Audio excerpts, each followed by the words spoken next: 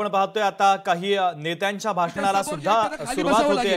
तुम्ही डी मध्ये आलात ना, अरविंद सावंत हे आता आंदोलकांना काही सूचना सुद्धा करतायत। डी मध्ये आपण उभ्यात, सगळे खाली बसा। मोठ्या संख्येने आंदोलक या मोर्चामध्ये सहभागी झालेले आहेत। खरं तर गेल्या 3-4 दिवसांपासून आवाहन केलं जात होतं, निवडणूक याद्यांमध्ये जो घोळ झालेला आहे तो ज्यांना अमान्य आहे त्यांनी मोर्चामध्ये सहभागी व्हावं असं आवाहन विरोधी पक्षांच्या वतीनं करण्यात आलेलं होतं।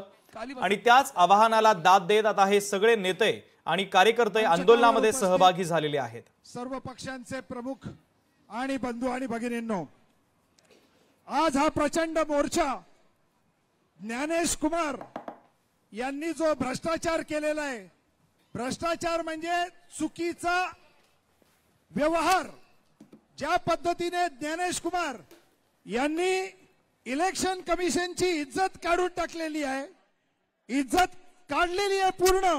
आणि इलेक्शन कमिशन हे भाजपचं एक विंग असावी या पद्धतीने काम चालवलेलं आहे। याच्या विरोधात सगळे राजकीय पक्ष आज एकत्र आलेले आहेत। याचं कारण हे सरकार त्यांना वाटेल तशी मनमानी करतंय। अडाणीला 1 रुपयामध्ये 1 एकर वर्षाला दिली, असे 1000 एकर यांनी दिलेले आहेत। आपल्याला मतदानाचा अधिकार देऊ शकत नाहीत। संडासामध्ये माणसं नोंद केली आहेत, सार्वजनिक संडासामध्ये, इंडस्ट्रियल इस्टेटमध्ये केली आहेत, एकेका घरात 80 माणसं।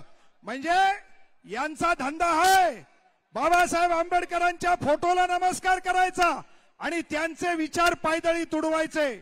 आणि म्हणून मोदी, शहा आणि ज्ञानेश कुमार यांनी जो व्यवहार केलेला आहे त्याचा निषेध करण्यासाठी आज आपण इथे जमलेलो आहोत। आणि लोकशाही ही त्याच्या मतदार यादीतच कापून काढायची असा हा जो व्यवहार चाललेला आहे त्याचा मी भारतीय कम्युनिस्ट पक्षातर्फे निषेध करतो। आणि या सरकारला आणि इलेक्शन कमिशनला एवढंच सांगू इच्छितो की आपण आपला व्यवहार सुधारा।